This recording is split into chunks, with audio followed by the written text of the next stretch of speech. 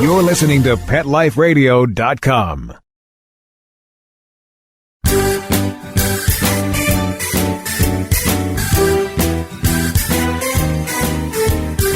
Welcome to Get Positive Results on Pet Life Radio. I'm your host, Teoti Anderson. In my last show, I was in complete denial about the end of summer.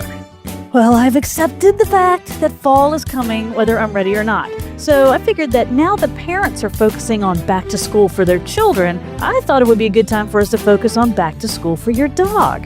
How do you know you're getting the right trainer, though? Helping me answer this question is going to be my special guest, Katenna Jones. Katenna is the Director of Educational Programs for the APDT. We'll be sharing our top tips for choosing the right trainer in class, and we'll be discussing her book, Fetching the Perfect Dog Trainer. Stay tuned. We'll be back right after this. Take a bite out of your competition. Advertise your business with an ad in Pet Life Radio podcasts and radio shows. There is no other pet-related media that is as large and reaches more pet parents and pet lovers than Pet Life Radio. With over 7 million monthly listeners, Pet Life Radio podcasts are available on all major podcast platforms, and our live radio stream goes out to over 250 million subscribers on iHeartRadio, Odyssey, TuneIn, and other streaming apps. For more information on how you can advertise on the #1 pet podcast and radio network, visit PetLifeRadio.com/advertise today. Let's talk pets on PetLifeRadio.com.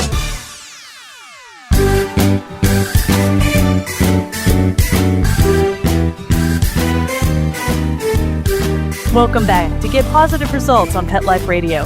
I'm your host, Teoti Anderson. Well, we are gathering our school supplies, but instead of protractors and pencil cases, I honestly have no idea what kids have to take to school these days. It is doggy treats and clickers, and with me is my friend Katenna Jones. She is the Director of Educational Programs with the Association of Professional Dog Trainers, the APDT. Katenna, thank you for joining me today. Hi, Teoti. Thank you so much for having me. Well, before we get started on finding the right trainer, first, why don't you tell folks a little bit about the APDT and what it stands for? The APDT is the Association of Professional Dog Trainers, and we're a membership group that's comprised of about 6,000 dog trainers all over the world. And our biggest initiative is to provide ongoing quality education for dog trainers and to make sure that they're staying current and up to date on new techniques and concepts, and just basically keeping their brain flexible and active and in shape by continuing to pursue ongoing education. And that's so important because dog training has changed so much since I first started. Oh, absolutely. I think it's something that as we learn more about different species of animals through different scientific avenues, it opens the doors for what we can apply to each other as humans and with our companion animals as well, both cats and dogs. So it's a continually evolving industry. Absolutely. The APDT recently changed its name within the last year, I think it was, from pet dog trainers to professional dog trainers. And can you talk a little bit about that trend that we're headed for? Yes, and it was previously to differentiate between folks who worked with dogs in different fields like canine work, and we're finding that there's not quite as much of a line between that. People who work with companion pets and people who work with canine type dogs. By canine, I mean working like police dogs and military dogs. So we're finding a lot of trainers are handling companion dogs and household pets, and there's not necessarily just a niche anymore. It's becoming a lot more common, and a lot more people are coming in the industry. And our goal is really to raise the level of professionalism, to take it from a hobby to a career. And I love that. And, that's what I'm speaking about at the upcoming APDT conference, in fact. We tied that in nicely, didn't we, folks?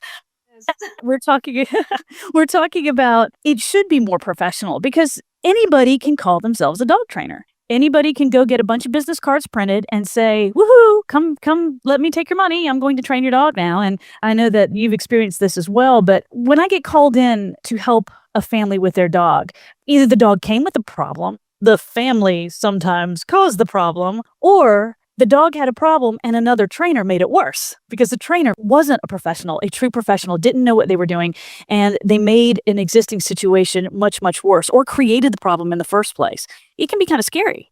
Absolutely. And when we hear the term professional, we assume as consumers that it means qualified. It doesn't necessarily. And that's really what the APDT is trying to do, is allow and educate consumers about what the difference is between professional and not professional. Anybody can pay money for that. That doesn't make them a professional. I can come in and say I can rewire your house. You might not want me to. I really have no idea what I'm doing, but you could pay me for it. And I can mess up your house and I can mess up your dog if you hire me and I'm not qualified. And I think a lot of folks have experienced that with contractors too. Somebody who says they can tile your bathroom and they come in and create a mess. And when we're dealing with a living, breathing, emotional creature such as a dog, the fallout from making that wrong choice can be really bad. I remember a friend of mine many years ago took her dog to a club where I was training, again, many, many years ago. It was basically a punishment-based training because that's how I started. I didn't know better back then. That's what I was taught. And she had this little Westie puppy, a little West Highland white puppy, and she brought it to this beginning class, and the instructor said, "Can I use your dog as a demo?" And she just said, "Sure," and she handed the dog over. And the dog was afraid. The puppy was afraid. And so he started cowering down, and the instructor made him heel. He made him walk next to him by tying the dog's leash to his ankle and dragging him around this garage. And the dog peed all over himself. He was terrified. I know. And she's all teary when she's telling me the story. And she says, I trusted him. I trusted him to do what was right. And honestly, this instructor probably thought he was doing the right thing. That was back in the old dominance theory and must make the dog comply. But what resulted was a dog, a very young, impressionable puppy that was now terrified of men and a lot of public places. The dog started associating that public parking garage with outdoors and with streets and car noises. And the little baby was a mess. And it was so sad to see because it really resulted from someone who did not have a good understanding of canine behavior and what he was forcing the dog to do. Absolutely. And I have that happen more times than I care to count, where I get the call after the dog has been, I call it broken, another trainer, where they were seeking help. Someone opened their home to a dog in an abuse case or in puppy mill cases or whatever. And it's an adult dog that comes with fear issues or trust issues, and they're put in a situation that is actually exactly counterintuitive to what one should do. And then I am asked to come in after another trainer has quote unquote worked on it. What they've done is compounded it. You went from a scratch to a gaping wound of a problem. And it's really hard to go backwards and undo that amount of damage. And there's a lot of guilt and about why didn't I ask more questions? Why didn't I stand up for my dog? How could this have happened? And I think it's just simply consumer education. A lot of people just don't know better, and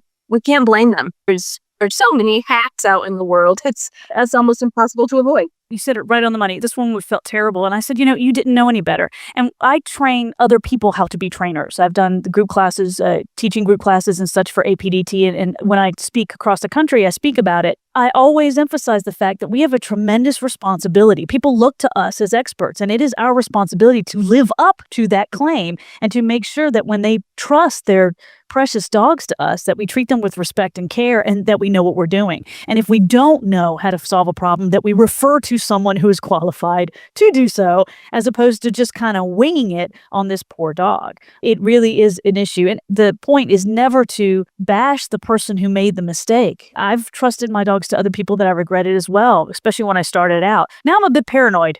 Now I want to see reference checks. I would like some blood.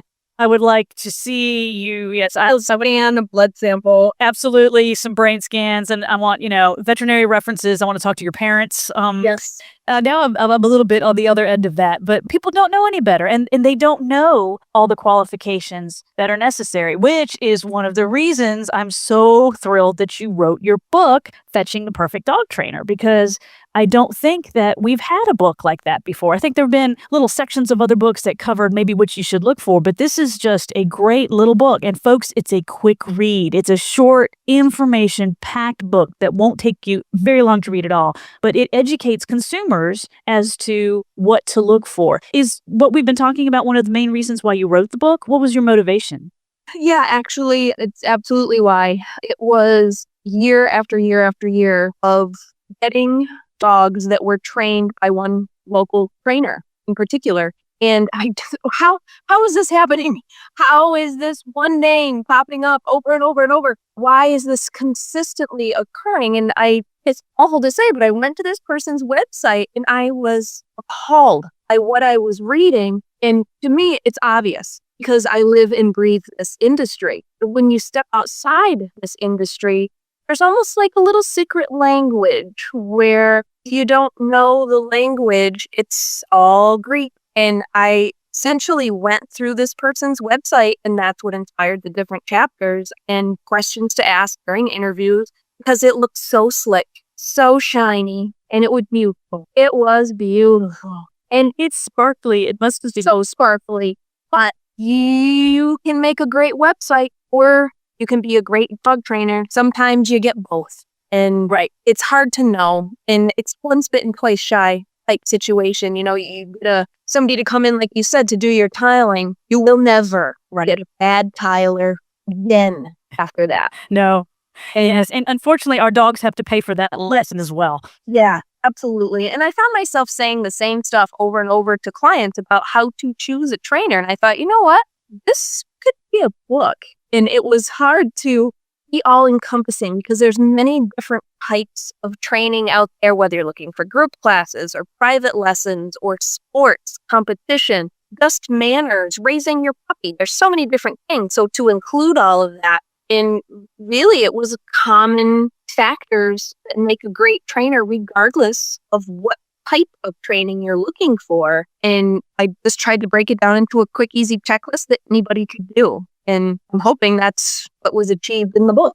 I definitely think so. And I think that there are some common denominators for folks, whether you want to train your dog to be a therapy dog or whether you eventually want to go into agility or rally, or maybe you just want the dog to stop counter surfing, to leave the food on the counter alone. There are some common denominators that all really good trainers share that can form that foundation for making the right pick. Absolutely. And even if you've raised 16 labs throughout your life, you will get the 17th lab that's just not listening. You can know all kinds of stuff about training. Sometimes, and this has happened with me, I'm a cat behaviorist too, and I have the piece of paper that says I know things about cats.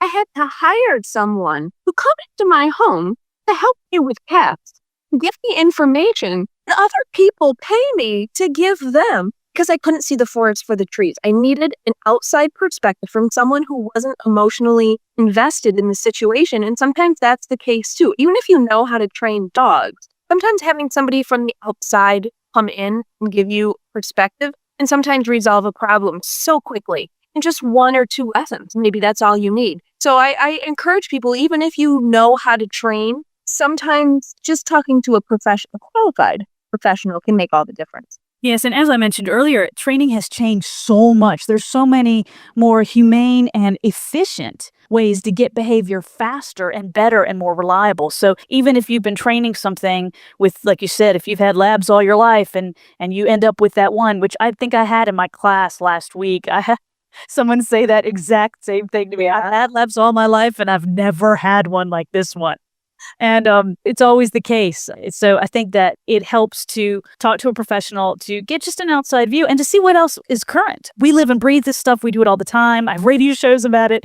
But it's really refreshing to get some of the newest information because it's going to help you help your dog faster. Absolutely. And everything, there's not forceful type training, food type training. As I think what the common perspective has become, sort of the pop culture of the dog training world, there's a lot more subtle nuances to training that encourages a dog to enjoy the training process. It can be based in play. It can impact their diet, what they do, the way you feed them. There's so many ways that you can have an impact on training and so many subtle little tools and tips and techniques and tricks and little things that we're constantly discovering. And I think if you're working with a trainer who hasn't stayed up to date on things, they may still be good and they may still be quite effective. There's somebody who's more current and may be able to do it a little bit quicker, a little bit nicer, a little bit faster, a little bit better. because we're constantly uncovering things in science about the way dogs think and process. And there's so much to learn.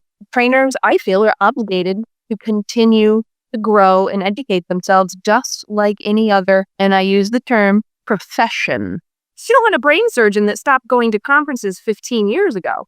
So do not want a dog trainer who stopped going to conferences 15 years ago. Exactly. And there's so many opportunities for trainers now with webinars and online things that are cost reasonable, so that they're really, I don't think there's much of an excuse now for someone to say, well, this is the way I've always done it. Don't get me wrong. We don't throw out the baby with the bathwater. We don't necessarily give up techniques that have worked well, but a lot of times there are more modern techniques. The more we understand about these little furry ones that live with us, the more we can better help them. And we are going to be exploring that even further. What I'm going to do is, when we come back, ask Katenna exactly what should people look for in a dog trainer. We keep talking about the bad. We're talking about what you want. How do you get there? We'll find out when we come back right after these messages. Begging to hear more of your favorite show? Full episodes of all our shows are available on demand. Go to PetLifeRadio.com to fetch our entire lineup of Possum Pet podcasts. Also, dig us up in iHeartRadio and iTunes. Let's talk pets. Live and on demand, only from Pet Life Radio. Let's talk pets. Let's talk pets On Pet Life Radio. Pet Life Radio. PetLifeRadio.com.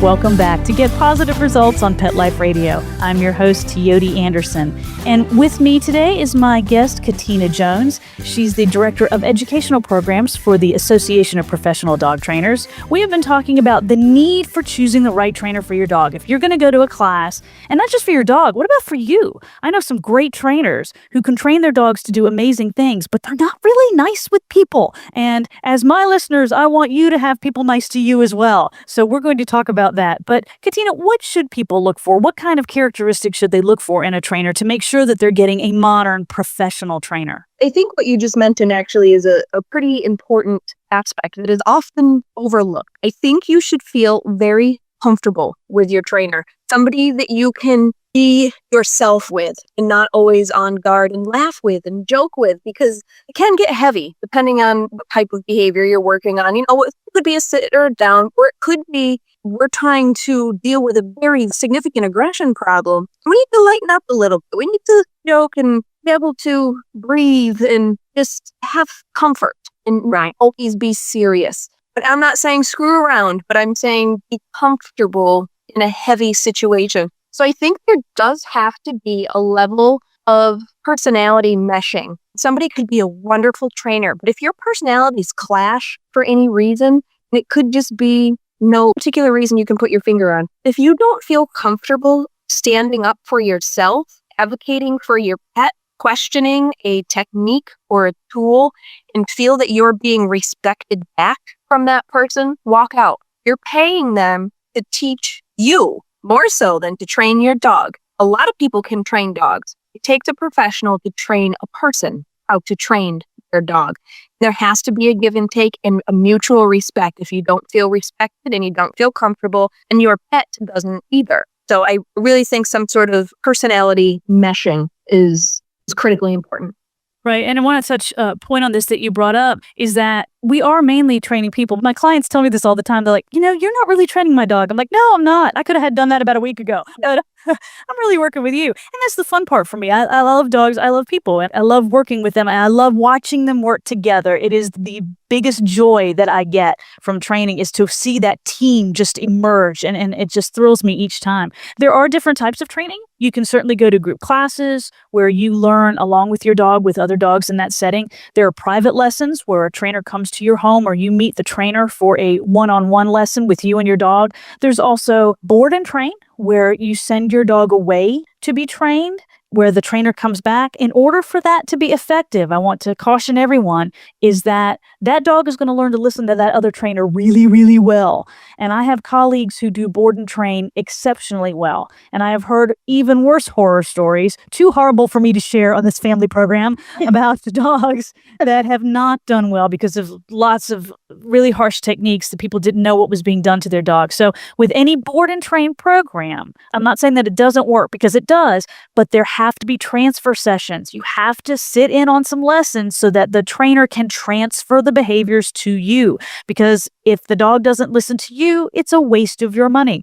Another kind of training is day training, where the trainer comes to your home, takes a dog, and works with them. And again, it's really convenient for people because they don't have to do it all themselves, but there have to be transfer sessions. And if there are none, if a trainer says that they're going to take that dog and whisk it away and magically deliver it 2 weeks later perfectly trained, and they don't talk to you about follow-up lessons, run away, because you're going to be wasting your money and you don't know how that dog was trained.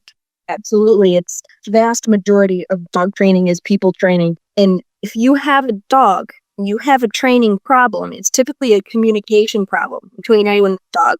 You have certain expectations. Your dog has another expectation, and communication is just not happening. So a great deal of the training is actually straightening out that communication. When you do this, he thinks you mean this. When he does this, he thinks that's good. So you need someone to explain that and show you how to communicate with each other, because they're going to get really good at communicating with your dog, but a couple of weeks, a couple months later, the problem's going to be back because you're still not communicating. So you can Google, you can find so many trainers, but absolutely, and I don't believe one transfer session is enough. I believe there needs to be at least a few sessions where you can learn it, take it home, try it, come back, talk about it again. So absolutely, somebody you're comfortable with, somebody who isn't doing all of the training for you, involving you in the process. It doesn't matter what the certifications are, as long as you understand what certifications are. I was going to get to that. It's funny because let's go ahead and talk about the alphabet soup, because we've got lots of I have letters behind my name. You have letters. We could exchange some letters. It would be great. But we have alphabet soup in our industry now. And anyone can go to like a 6-week little class and call themselves a master trainer. And, and you do a great job of addressing that in the book, Fetching the Perfect Dog Trainer. Why don't you talk a little bit about the alphabet soup and exactly what that means? Well, so when we say alphabet soup, if you look up a trainer's name, you'll often see a series of letters after their name. My family and friends joke often that I just had a cat lay on my keyboard and just saved that as my new business card. And that is essentially what it means to the average pet owning public. It means nothing. It doesn't. It really is nothing. And when dog trainers talk about these certifications, we all joke with each other because it's alphabet soup. And some of them are true certification. Some of them indicate graduation from a program. Some of them may be used incorrectly. Like, for example, if you see APDT after someone's name, it's sort of like me writing Katenna Jones, AAA, because I have a membership in AAA. Doesn't mean I'm certified by AAA. And EPDT is a common one that is mistaken and put after the name as certification. Membership is not certification. I have a membership in AAA. It doesn't mean I represent or have been evaluated by AAA. And by AAA, I'm referring to the car. There's not a AAA dog school that I'm being confused about. So when you see those letters, you want to understand exactly what those letters mean. And in the book, I go through a lot of the more common ones and which ones are degrees. For example, DVM, or it's a veterinary degree. There's a couple different types of veterinary degrees. Some mean a veterinary degree with a specialty in animal behavior. Some certifications mean dog training. Some mean dog training where you've been assessed in just your knowledge. Some mean you've also been assessed in your skill. So all of those letters are sort of an internal code for dog trainers. We all know what that means. And honestly, in a lot of cases, I really think it's sort of like Pokemon cards. You want to collect as many as you possibly can collect. So make sure you ask exactly what those are and who gave them those credentials and look them up. See what those credentials truly mean. Does it mean they graduated from a course? Or does it mean they sat down and took a multi-hour examination by someone who doesn't care if they pass or fail? You just have to prove that you know what you're talking about. And there's a difference there. So without getting into it too much, because I could go on and on forever, You can look that up. We have several of the alphabet soup combinations listed out on the APDT's website. And also it's listed out in the book, the more common ones, the ones you're most likely to see, and it explains exactly what those mean. And I've seen plenty of trainers with alphabet soup after their name that know nothing about actually laying hands on a dog in training. They're just not good. And I've seen people with 0 letters after their name that could train me into the ground. So letters is not the professional mate. It's the skill. So don't just rely on those letters. It's not like an MD. You can get a doctor, and I'm sure everybody's experienced this. You just can't stand them. You think they're a quack. You don't think they know what they're talking about, and you walk out. You have that right to do that with a dog trainer as well. Don't believe that just those letters make them qualified. Right. You need to ask about the letters. You definitely need to ask about the continuing education. We emphasize that. You also need to ask about what type of training they do. What methods do they use? Are they using modern, humane techniques? Or are they still based in very harsh physical techniques? What else do you need to ask a potential trainer that you might want to hire? I always ask for references. When I am looking for references from another trainer, I ask them for references from the client. So say you have a particular case, let's say it's won't come when called. Call up your trainer, potential trainer, and ask them if you can talk to previous clients, and don't leave it at that. Previous clients who have successfully resolved coming when called, or separation anxiety, or whatever you're looking for. You don't want to just ask for references, because they could be sending you their best friends and their parents and their children to pretend to be references. What you want is someone who has gone through and successfully resolved what you're looking to resolve. And if there are no references, hang up and go to the next person on your list. Call the next person on the list. Absolutely. I also like to recommend to people to attend a group class without your dog. You're going to ask ahead of time. It's not right for you to bring your dog if you haven't enrolled in the class, but most quality trainers have no problems at all with you auditing a class just to see what it's like. Are the people happy? Are they treated with respect? Are the dogs happy? Is the trainer patient? Do they have patience in answering questions? Do they leave time for questions? Are they organized? And is the class safe? I think that's often overlooked as well. Is the class safe for you? Is it safe for your dog? If there's a dog that is slightly reactive, maybe barking or growling, is that dog separated out? Is that dog excused? Is that dog put behind a barrier? Or does the trainer just blissfully unaware of the fact that the woman with the tiny Yorkie feels terrified at the giant dog growling and barking at her dog next to her? You really need to pay attention to those little things. And sometimes you're only going to find that out if you actually attend a class and observe. Absolutely. And I personally prefer someone not just show up, because I may be working on something where that distraction will be detrimental to what we're working on in class. If I know someone is going to be there, I have no problem at all. So what I always recommend is contacting the trainer, ask if you can come in and watch a couple different classes, because we all have good days and bad days, and stick around. Talk to the students in the parking lot after. See what they really think. And talk to a few different ones. Absolutely. And if you find someone who says, absolutely not, I do not allow anyone to watch my classes, hang up.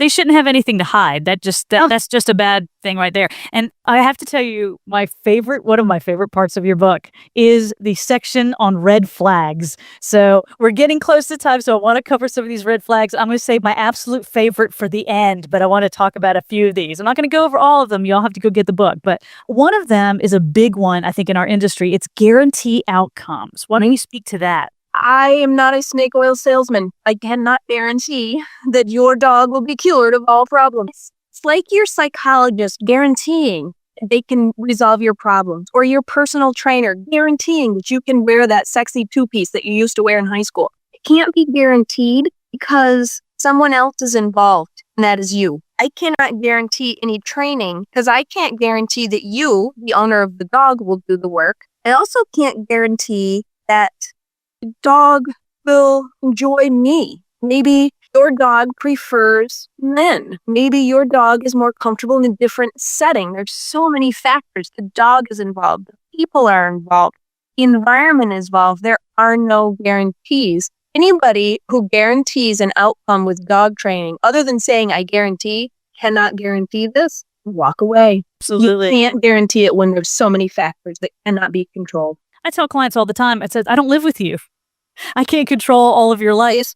I don't know if you're going to do your homework. I don't know if your dog is going to have a bad day. So you can't guarantee. Plus, it's against our code of ethics for the APDT and for several of the organizations I'm with, because that is so snake oil salesman-like. So if somebody is guaranteeing outcomes, that is a red flag, bright, bright, bright red. Here's another one. Easy for us, but obviously relies on harsh, painful, or forceful methods, or focus heavily on dominance as explanations for behavior problems, or suggest alpha roles or other methods for putting the dog in its place. It shouldn't be a combative relationship. You're trying to get your dog to work with you. You can still be a leader, but you don't have to be a dictator about it. So if someone's telling you that it's us against them, that is very old school. There's no need to go there. I always compare it to going to work. Do you want to work for a jerk, or do you want to work for somebody that inspires you to be better and says, you know what, you did a good job today. I really like what you did today. And mutually respectful relationship between you and your dog, where your dog is, yes, let's train.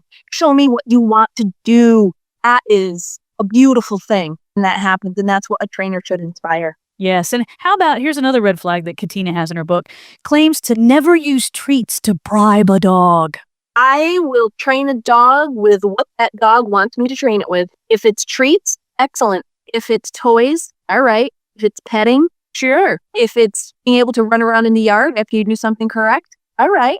There's no one size fits all to dog training. And a truly effective dog trainer understands that rewarding good behavior is not bribery. Offering something and showing the dog the treat to sit down, yes, that's bribery. And that's incorrect dog training. If you're into week 2, week 3, and your dog trainer hasn't phased out those treats yet, I want to have a little chat with them about it. But saying that treats are bribery and are not effective just simply indicates that the person does not understand very basic, very fundamental concepts of how all animals on the planet learn.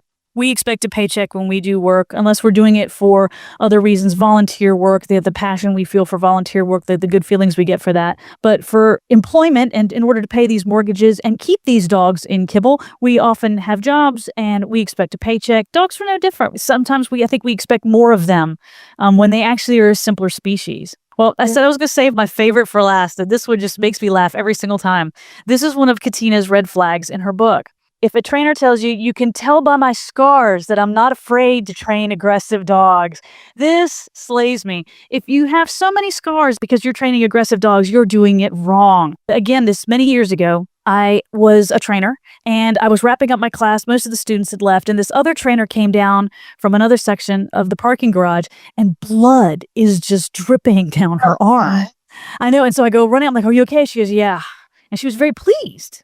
And I'm thinking, we got to take you to the hospital. Do you need anything? She says, well, I said, what happened? She goes, well, I had a miniature schnauzer who wouldn't lie down. And so I forced him into a down over and over again and I won. And I'm thinking, who's the one bleeding here? Maybe your idea of winning is a little different from mine because when I'm feeling successful, I am not bleeding from bite wounds. And what had happened was back in the day, and this is how you used to train the down, is you would yank the choke chain down or you pull the front legs forward and force the dog into a down if it wouldn't go down. And this little dog didn't want to lie down. And he was probably afraid or for whatever reason. It was a parking garage. I wouldn't want to lie down on it either. But she forced him into it and he felt a need to defend himself. That's what really happened was this dog was so stressed at this point that he felt a need, after probably giving her many signals otherwise to please back off, she escalated it. And so he nailed her. And she was so proud of herself. And I'm sitting there thinking, no, you didn't win. Because now the dog really doesn't like you and really doesn't want to lie down. And now we have all this other fallout. And by the way, you need to go to the doctor. You were bleeding. But that would always reminds me of that story because I just remember distinctly her being very successful and winning because she has all these scars. And good trainers do get bit. Don't get us wrong. Sometimes we get bit. They are creatures. We do the best we can. A good trainer is going to be safe about it. But you shouldn't look like some sort of, survivor of a natural disaster when you arrive to train a dog and boast about, well, this was the Doberman who got me in, 68. And that is not a good thing. No. And if a client dog bites me, it's because I screwed up. Right. Because I made a mistake. I didn't see the signals. I didn't have situation prepared. That's my mistake. And it will never happen again. And I did have a case where it was poor communication. It was a college student who had read a book while he was on break, so he knew what to do now. And I came in and the dog was supposed to be on a leash, but he secretly took the dog off the leash to show me that he knew what he was doing. And the dog came flying across the room and nailed me. Luckily, it was winter, so I had a winter coat on, but I could never work with that dog again. I didn't trust the family, and I was afraid around the dog, so I had to refer them to another trainer. And I want to point out that is, in my opinion, if a trainer says to you, I don't know, or I can't do that, here, let me help you find someone who can. That's not a bad thing. That's somebody who knows their limitations, and your trainer should know their limitations and be able to help you find the solution to address the problem that you're working on. If it's a, oh yeah, I can do anything type approach, I would be sure to get lots of references on that one. There should be plenty of references if a trainer can handle absolutely anything that you throw at them. Yeah, specialty is not a bad thing. And think about the doctors again. There's general practitioners and there's a dermatologist and an ophthalmologist and all these gists that you can have. And someone who is truly a professional and truly a qualified professional is going to admit when they're in over their heads or when it's beyond and where to refer out. And hopefully they'll be able to help you find someone who is qualified in that particular niche. Well, folks, these and other wonderful tidbits are in Katenna's book, Fetching the Perfect Dog Trainer. Katenna, where can folks find your book? You can find it at dogwise.com. There's a paper version and there's also an ebook version, and it just happens to be on sale right now. It's 50% off. Ebook is a whopping $5. And so I wanted to make this book as inexpensive as possible. I'm not looking to make money on it. I donate what proceeds come to me to Rhode Island Rescues. And I don't keep any of it. I'm not looking to make money. I'm looking to help public find good dog trainers.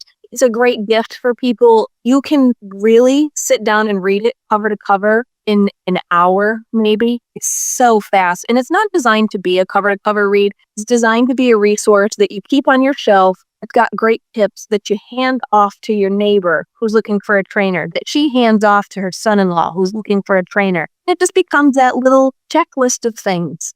And so it will help you find the right trainer for you and your dog, because remember that you are a team. Well, Katenna, thank you so much for joining me today. It's been so much fun. Thank you so much, and thank you for coming up with the title of my book, You and Your Clever Words. It was a very good title.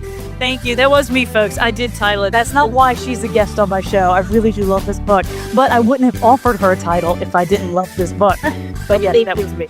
And again, dogwise.com, DOGWISE, dogwise.com. Yes, definitely check out dogwise.com and pick up Fetching the Perfect Dog Trainer by Katenna Jones. Well, this has been another fun episode of Get Positive Results. I'd like to thank my producers for making it all possible. And everybody stay safe and go back to school with your dogs. Take care. Let's Talk Pets, every week on demand, only on PetLifeRadio.com.